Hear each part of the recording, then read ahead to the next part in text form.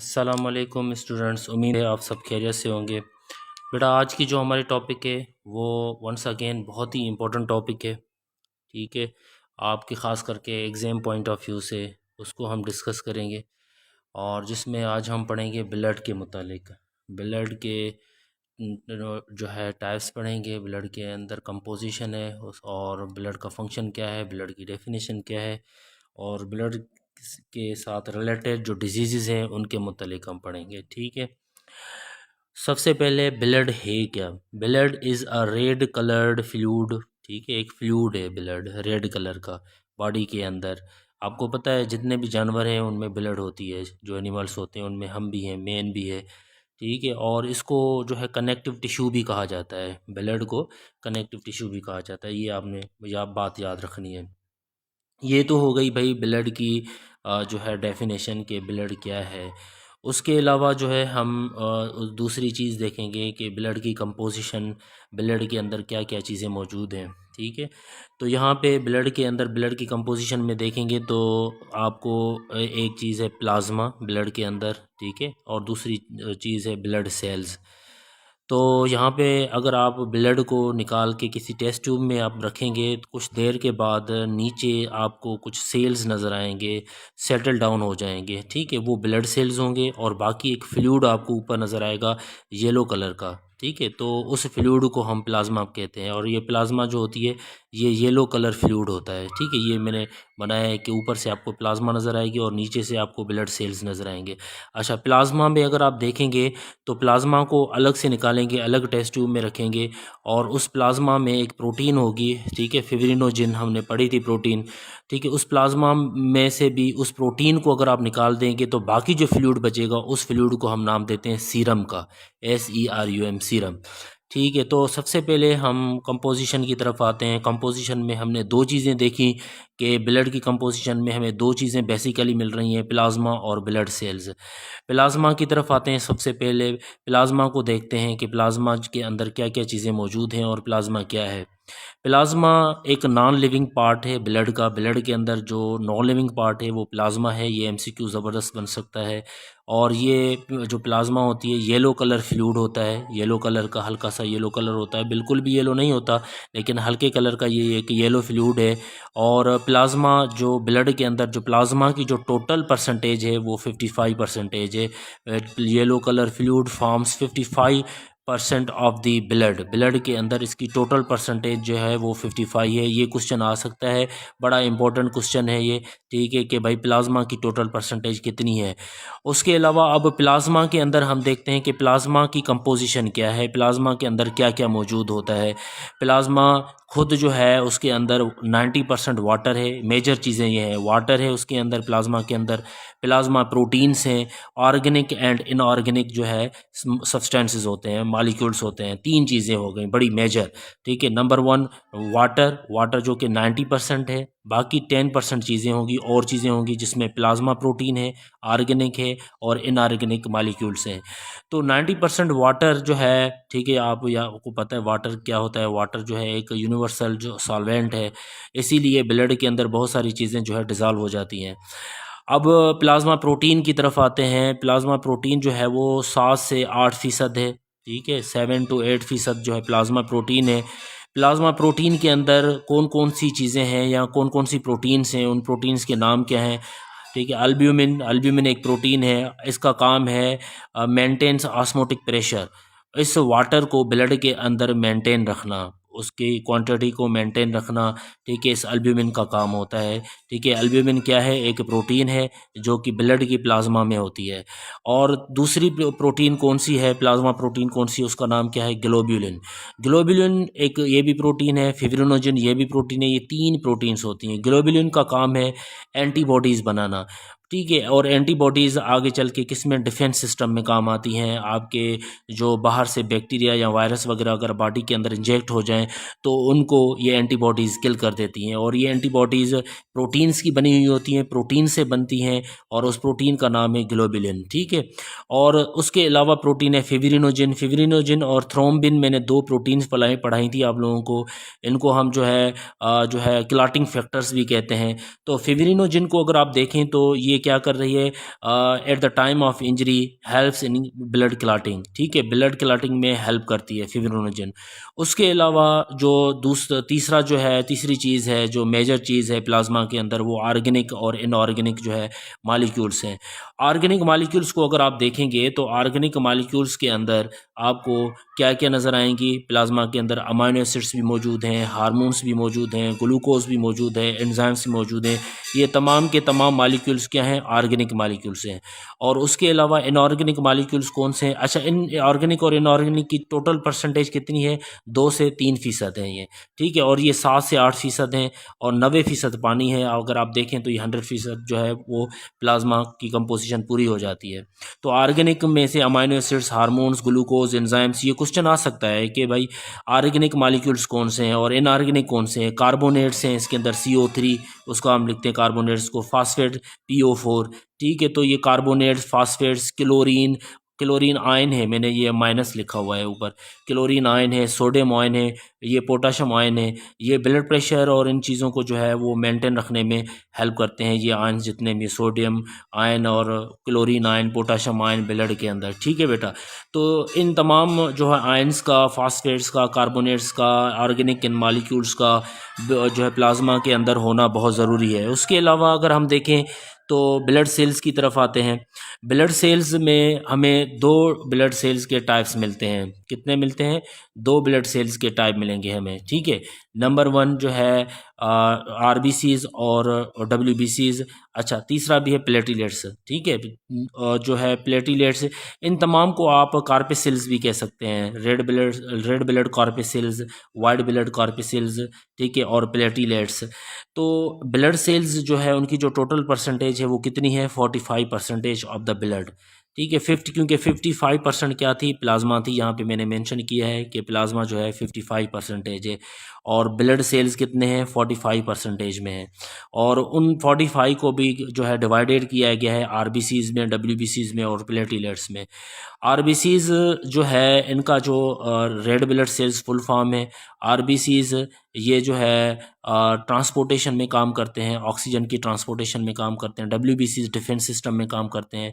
Platelets once again blood की clotting में काम करते हैं, ठीक है। तो इनको जो है आज हमारी जो टॉपिक होगी वो RBCs के मुतालिक होगी। बाकी WBCs और प्लेटिलेट्स जो है उसको जो है हम पार्ट 2 लेक्चर में रखेंगे। ये आज हमारा जो लेक्चर होगा ये पार्ट 1 का होगा। तो जो है लेट्स सी, ठीक है, RBCs के अंदर क्या क्या होता है और उसकी जो है हम कंपोजिशन को पढ़ते हैं कि और फंक्शंस को पढ़ते हैं। तो यहाँ पे RBCs आ गया है भाई, ठीक है। RBCs रेड ब्लड सेल्स, बड़ी इंपॉर्टेंट चीज़ है इसमें रेड ब्लड सेल्स के अंदर कि इसको हम इरेथ्रोसाइट्स भी कहते हैं। RBCs को ये क्वेश्चन आ सकता है, ठीक है, इरेथ्रोसाइट्स। और वाइट ब्लड सेल्स को हम लीकोसाइट्स कहते हैं। मैंने आप लोगों को एक प्लास्टिड पढ़ाया था, लीकोप्लास्ट, ठीक है। 3 प्लास्टिड पढ़ाए थे, एक क्रोमोप्लास्ट पढ़ाया था, क्लोरोप्लास्ट पढ़ाया था और लीकोप्लास्ट। लीकोप्लास्ट मैंने, लीको वर्ड जो है वाइट के लिए, ये याद रख लें, लीको जो वर्ड है, ठीक है, वो वाइट के लिए यूज़ होता है। तो लीकोसाइट, साइट वर्ड जो होता है, साइट वो सेल के लिए वर्ड ही होता है। अगर लीको वर्ड आ गया है, फॉर सपोज करें यहाँ पे, ठीक है, ये LEUCO लीको वर्ड आ गया है। लीको वर्ड का मतलब होता है वाइट, ठीक है। और जो साइट वर्ड का मतलब है साइट, ठीक है, या साइटोज वर्ड का मतलब है सेल, ठीक है। तो लीकोसाइट जो होते हैं ये वाइट ब्लड सेल्स होते हैं और एराइथ्रो वर्ड का मतलब है रेड और साइड मीन्स सेल। तो आपने लीको वर्ड से, क्योंकि बहुत सारे बच्चे कंफ्यूज हो जाते हैं बाद में और इन चीज़ों को भूल जाते हैं कि रेड ब्लड सेल्स को हम एराइथ्रोसाइट्स कहते हैं या लीकोसाइट्स कहते हैं। तो लीको वर्ड आप याद रख लें दिमाग के अंदर कि लीको वर्ड जो है हम वाइट के लिए यूज़ करते हैं और साइट का मतलब होता है सेल, ठीक है। बाकी जो एराइथ्रोसाइट है वो ऑटोमेटिक आपको याद हो जाएगा। अगर आपको लीकोसाइट अगर याद है तो डेफिनेटली आपके पास और ऑप्शन नहीं है, ठीक है, और ऑप्शन जो है वो रेड के लिए ही होगा। तो erythrocyte is another name for the red blood cells. अच्छा, रेड ब्लड सेल्स का जो शेप होता है, सबसे पहले शेप की तरफ आते हैं, वो किस तरह से दिखते हैं? बाय कॉनकेव शेप होता है इनका या सर्कुलर शेप भी होता है। बाय कॉनकेव सर्कुलर शेप होता है, ठीक है, ये देख सकते हैं मैंने शेप बनाया है, ठीक है। और इस बाइकॉन्केव शेप के बाहर एक मैंने बाहर से एक जो है प्रोटीन बनाई है रेड कलर की, और उस प्रोटीन को रेड कलर की प्रोटीन को हम हेमोग्लोबिन कहते हैं। ठीक है, तो ये हेमोग्लोबिन दो वर्ड्स में कंसिस्ट है। ठीक है, इस प्रोटीन के साथ आयरन भी होती है, आयरन भी अटैच होती है। हेम वर्ड का मतलब है आयरन, ग्लोबिन प्रोटीन होती है।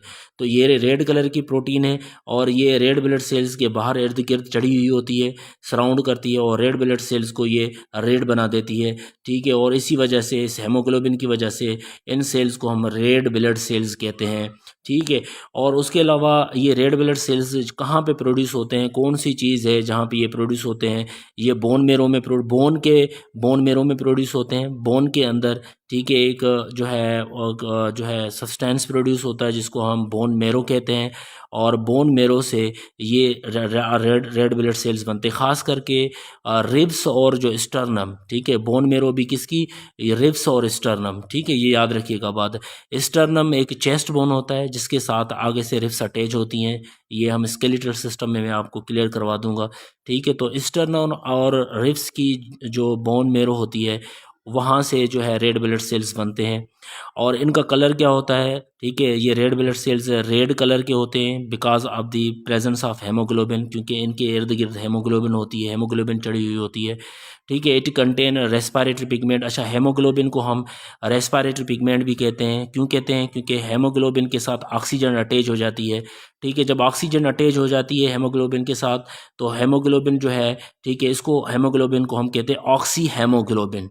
ठीक है, तो ये ब्राइट रेड कलर की फिर हो जाती है, ब्राइट रेड कलर की, when oxygen is attach with haemoglobin. ठीक है, जब हेमोग्लोबिन के साथ ऑक्सीजन अटैच हो जाती है तो फिर हम आगे से वर्ड लगा देते हैं ऑक्सी हेमोग्लोबिन। ठीक है, और फिर ये हेमोग्लोबिन जो है या रेड ब्लड सेल्स जो है ये फिर ब्राइट रेड कलर के हो जाते हैं। अच्छा, उसके अलावा it contains respiratory pigment called haemoglobin. ठीक है, उसके अलावा इट्स अमाउंट इन एडल्ट, जो अडल्ट हैं, अडल्ट के अंदर, अडल्ट मैन के अंदर इसका जो अमाउंट है 5 मिलियन टू 6 मिलियन। ठीक है, mm³ ठीक है, मिलीमीटर क्यूब्ड। मतलब एक कतरे के अंदर, ब्लड के एक कतरे के अंदर जो सेल्स का जो तादाद है वो 50 लाख से 60 लाख है। ठीक है, 1 मिलियन के अंदर 10 लाख होते हैं। मैंने यहाँ पे लिखा है 5 मिलियन टू 6 मिलियन। ठीक है, पर mm³। ठीक है, तो एक कतरा हो गया ये ब्लड का, एक ब्लड के कतरे के अंदर 50 लाख से 60 लाख रेड ब्लड सेल्स होते हैं। और उसके अलावा ठीक है, इसका जो वैल्यू है, जो पहाड़ी लोग हैं, ऊपर रहते हैं, हाई एल्टीट्यूड पे रहते हैं, तो इनका जो वैल्यू है वो ज़्यादा होता है, तकरीबन 70 लाख वैल्यू होता है, मीन 7 मिलियन होता है। ठीक है, इनका वैल्यू बढ़ जाता है। उसकी वजह ये होती है क्योंकि हाई एल्टीट्यूड पे ऑक्सीजन की कमी होती है और एनवायरनमेंट के अंदर, और बॉडी के अंदर उसको ज़ाहिर सी बात है पूरा पहुंचना होता है, लेकिन एनवायरनमेंट में कम होती है। तो जो रेड ब्लड सेल्स हैं, रेड ब्लड सेल्स के अंदर हेमोग्लोबिन मौजूद है, रेस्पिरेटरी पिगमेंट मौजूद है, और इसका काम है ऑक्सीजन को कैरी करना। तो रेड ब्लड सेल्स जितने ज़्यादा होंगे वो ऑक्सीजन को बाहर से लेके, भले कम हो लेकिन अंदर उसको वो जल्दी जल्दी पहुँचाएँगे। क्वान्टिटी ज़्यादा होगी तो ज़्यादा टिश्यूज़ तक वो पहुँचेंगे। तो उसको बैलेंस रखने के लिए, ठीक है, वहाँ पे जो हाई एल्टीट्यूड पे जो लोग होते हैं उनके पास जो रेड ब्लड सेल्स होते हैं वो ज़्यादा होते हैं, ताकि ठीक है ये इसका जो ऑक्सीजन का जो बैलेंस है, ठीक है, वो मेंटेन हो सके, बॉडी के अंदर ऑक्सीजन प्रॉपर जो है सेल्स और टिश्यूज़ तक पहुंच सके। ठीक है, तो ये क्वेश्चन जो है थोड़ा सा एक्स्ट्रा था, मैंने बता दिया ताकि हो सकता है कभी ये रीज़न आ जाए या क्वेश्चन आ जाए। ठीक है, तो ये आप लोगों को पता होना चाहिए। अच्छा, it transport oxygen gas to all body tissues, जैसे कि मैंने बताया, क्योंकि रेड ब्लड सेल्स में ये हेमोग्लोबिन मौजूद होती है, जो है रेड पिगमेंट, और इस रेड पिगमेंट का काम हो, इसके साथ जो है ऑक्सीजन अटैच हो जाती है, और इस तरह से ये ब्लड क्योंकि बॉडी के अंदर फ्लो करती है तो ट्रांसपोर्ट होती है, तो ऑक्सीजन को भी ये ट्रांसपोर्ट करती है। अच्छा, इस रेड ब्लड सेल्स का जो लाइफ स्पैन है, मीन्स जो ड्यूरेशन है, टाइम पीरियड है, ठीक है, वो 120 दिन है, 120 डेज़ है।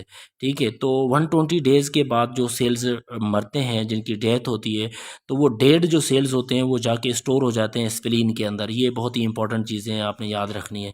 तो स्प्लीन के अंदर ये चीज़ जो है वो स्टोर हो जाती है, और स्प्लीन को हम ग्रेवयार्ड ऑफ डेड सेल्स भी कहते हैं। तो ये क्वेश्चन आ सकता है कि भाई graveyard of dead cells cells को किस चीज़ को कहते हैं या किस आर्गन को कहते हैं, ठीक है बेटा। तो और उसके अलावा जो रेड ब्लड सेल्स है इनके पास न्यूक्लियस नहीं होता, ठीक है, नो न्यूक्लियस, ये बहुत ही इंपॉर्टेंट चीज़ है। अच्छा, जब सेल्स इमेच्योर होते हैं ना, ठीक है, छोटे होते हैं, तो उस वक्त जो है न्यूक्लियस होता है, ठीक है, लेकिन बाद में ये सेल्स जो है नॉन न्यूक्लिएटेड हो जाते हैं, इनका न्यूक्लियस ख़त्म हो जाता है। अच्छा, किसी किसी बुक में जो है गोल्गी बॉडी, माइटोकॉन्ड्रिया और एंडोप्लाज्मिक रेटिकुलम इसके मुतालिक भी है कि भाई इनके अंदर रेड ब्लड सेल्स के अंदर नहीं है, किसी बुक में लिखा हुआ है कि हैं, लेकिन न्यूक्लियस का तज़ाद नहीं है, तो हम ज़्यादातर न्यूक्लियस पे फोकस करते हैं। और क्वेश्चन भी ज़्यादातर न्यूक्लियस का आता है कि वो कौन से सेल्स हैं जिनके अंदर न्यूक्लियस नहीं होता, रेड ब्लड सेल्स हैं, वाइट ब्लड सेल्स हैं, या रेड ब्लड सेल्स हैं, या प्लेटिलेट्स हैं, या इनका जो है अदर नेम आ सकता है, एराथ्रोसाइट्स आ सकता है, ठीक है। और उसके अलावा अगर इसकी हम साइज़ की बात करें, ठीक है, जो कॉनकेव शेप है रेड ब्लड सेल्स, उसकी साइज़ जो है, ये साइज़ भी आ सकती है 0.007 टू 0.008 मिलीमीटर जो है इन डायामीटर के अंदर इसकी जो है साइज़ है, ठीक है बेटा। तो ये आज की हमारी टॉपिक थी, जो है हमने आज प्लाज्मा और रेड ब्लड सेल्स के मुतालिक पढ़ा, ठीक है। उसके बाद जो है हम वाइट ब्लड सेल्स पढ़ेंगे और प्लेटिलेट्स को भी पढ़ेंगे और उनकी कंपोजिशन और फंक्शंस को, और उसके अलावा ब्लड के साथ कुछ रिलेटेड एबनॉर्मलिटीज़ होती हैं, उनको भी हम डिस्कस करेंगे इंशाल्लाह। थैंक यू वेरी मच बेटा, अल्लाह हाफिज़।